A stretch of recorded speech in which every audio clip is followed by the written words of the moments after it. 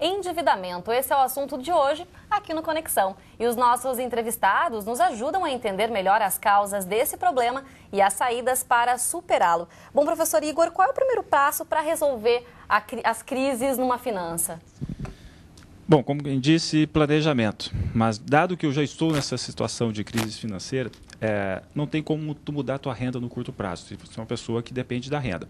A não ser que tu negocie lá no começo do ano e já tenha um reajuste de salário, talvez tu tenha um bom benefício. Há dois elementos a serem feitos. Primeiro, eu estou muito endividado, eu preciso renegociar. Colocar de um lado qual é o tamanho dessa dívida, quais são os tipos de credores que eu tenho que negociar e de outro, assim, os meus gastos. Então, da parte dos credores, há possibilidade, sim, de ir em cada um deles e renegociar antes de se cair no Serasa, ou seja, antes de ter o CPF sujo. Negocia um por um. Não é de nenhum interesse, dado uma estatística que se tem de inadimplência alta, quem te vendeu algum produto ou um serviço, ele não tem interesse que tu deixe de pagar. Muitas vezes tu consegue até uma postergação de 3 ou 4 meses para ganhar um fôlego, mas tem que negociar.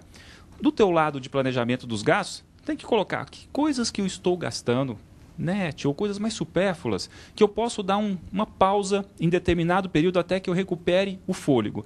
Isso é para resolver uma situação emergencial, ou seja, o melhor é que tu passe por períodos, principalmente no começo de ano, onde os gastos são elevados, para quem tem família, filhos, escola e impostos a pagar, principalmente nesse começo de ano, o ideal é que tu passe por esse período conturbado com esse planejamento com sobra de recursos. Caso contrário, não há nem como tu te planejar para fazer uma previdência depois. E Marilda tem que prestar atenção também, ter essa consciência de que não pode gastar mais. Quer dizer, não, mas eu já estou endividada mesmo, então vou comprar mais aquilo ali, vou atender o desejo do filho ali, né? Então a pessoa também ela tem que colocar na consciência, então, bom, eu não posso mais gastar, eu tenho que me organizar para sair dessa dor de cabeça constante que deve tirar o sono de muita gente. Muitas pessoas, exatamente. Pois é, você sabe que eu estava pensando que uma das coisas que isso nos ensina é que tudo tem limite, né? Então, hoje se prega muito que temos que dar limites para os filhos, mas muitos adultos precisam encontrar o limite por si mesmos, né? Então, poder pensar que existe um limite para o seu salário, um limite de endividamento e se restringir a esse limite é uma coisa que, embora seja muito difícil para algumas pessoas, é extremamente necessária. Né? Uma outra coisa também é, em questão de planejamento e de poder abrir mão de algumas coisas, poder pensar, como o exemplo que tu deste, de que o bem material não supre o afeto. Né? Então, às vezes, as pessoas ficam frustradas porque meu filho merecia um tênis novo, ao começo de aula, uma mochila nova, mas o afeto, ele substitui de uma forma muito rica e significativa, muitas vezes, esse bem material. Então, os pais não precisam se encher de culpa, se endividar além do normal, né?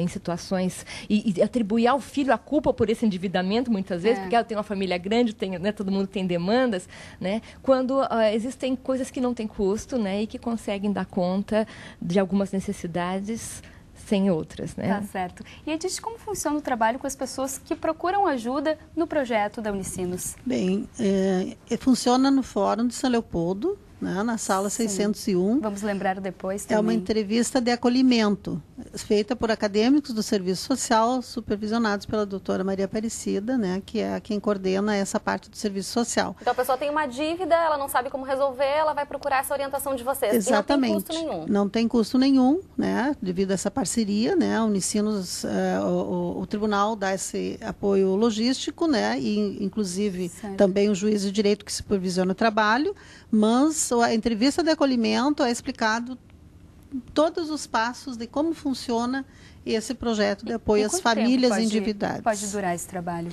Normalmente, essa entrevista é feita às terças-feiras à tarde.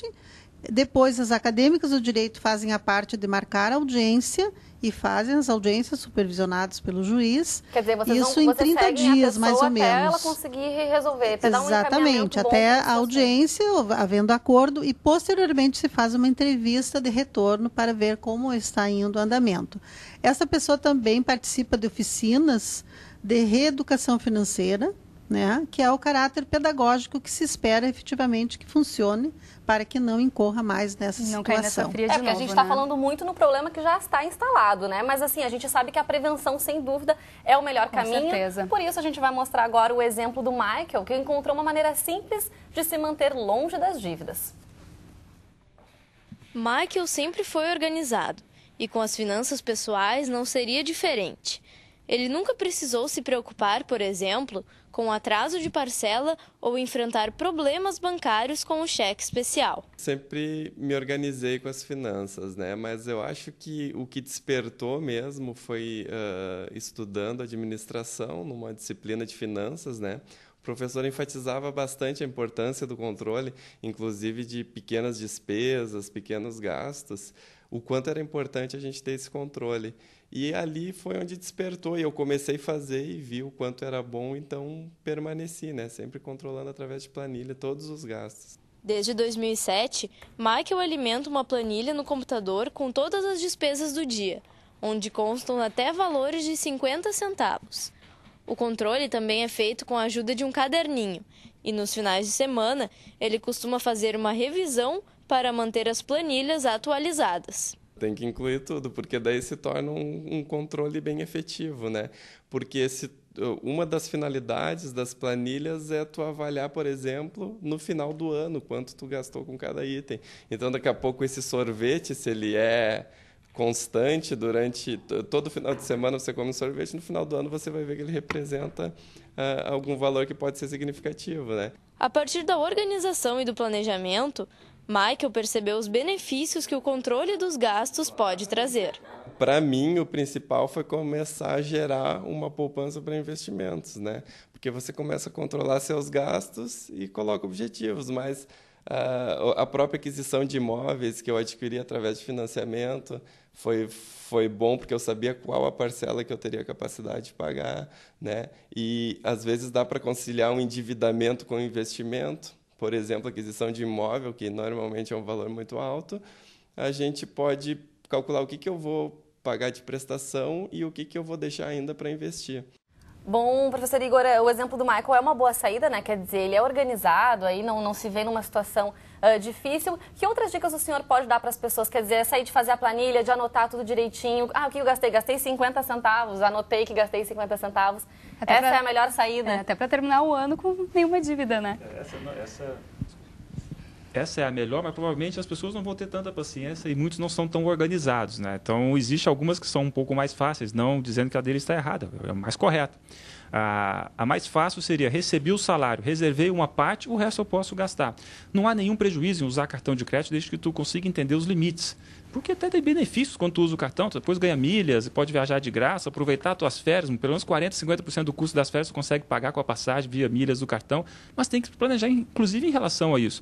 Eu faço gastos com cartão dessa maneira, então todas as vezes que eu tiro férias, a minha passagem sai de graça. Então não é nenhum problema desde que tu faça isso bem coordenado. Né? E a família tem que ajudar, né, Marilda, para a gente poder encerrar. Quer dizer, não é só a pessoa ali que daqui a pouco já está naquele consumismo já incontrolável, mas as pessoas que estão por volta também ajudarem. Aí, bom, a família precisa alertada, segurar, né? Exatamente, precisa segurar os gastos. Agora todo mundo tem que agir junto, né? Não basta um da família querer também segurar as dívidas.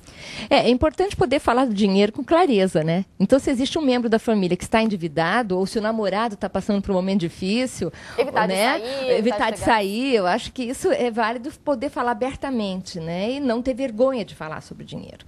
Qualquer pessoa tem direito de estar numa fase de desemprego, uma fase de uma despesa inesperada, né? E não precisa contrair outras para tentar mascarar uma situação delicada. Então, eu acho que a transparência é muito importante, sabendo, obviamente, que todo consumo é consciente, né? Então, ele pode ser regido por questões inconscientes, mas o consumo é consciente. Bom, para quem quiser, então, mais informações sobre o projeto da Unicinos, nós temos aqui o serviço. O atendimento ocorre nas terças-feiras, das 2 às 5 da tarde, no Fórum de São Leopoldo, que fica aqui na Avenida Unicinos. A sala é 601, no 6º andar. E nós temos também aqui o telefone, é o 3590-1299.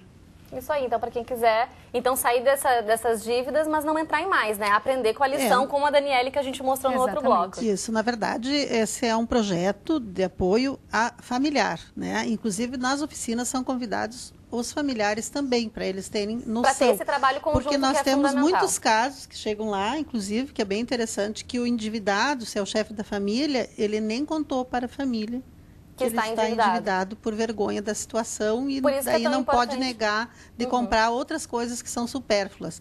Mas então, essa é uma alternativa, uma boa alternativa, porque existe todo o apoio, encaminhamento, inclusive, para a rede de psicologia e de porque às vezes a pessoa serviço precisa social. desse acompanhamento não só de um profissional. Porque muitas vezes não é o jurídica. caso só do superendividamento, Claro. é o caso de um tratamento psicológico. Então ela pode acabar entrando de ou novo até nessa para a área situação. jurídica também, o encaminhamento à assistência judiciária do Prajur. Tá certo. Muito obrigada pela presença de Obrigada. vocês, pelas informações. Até a próxima.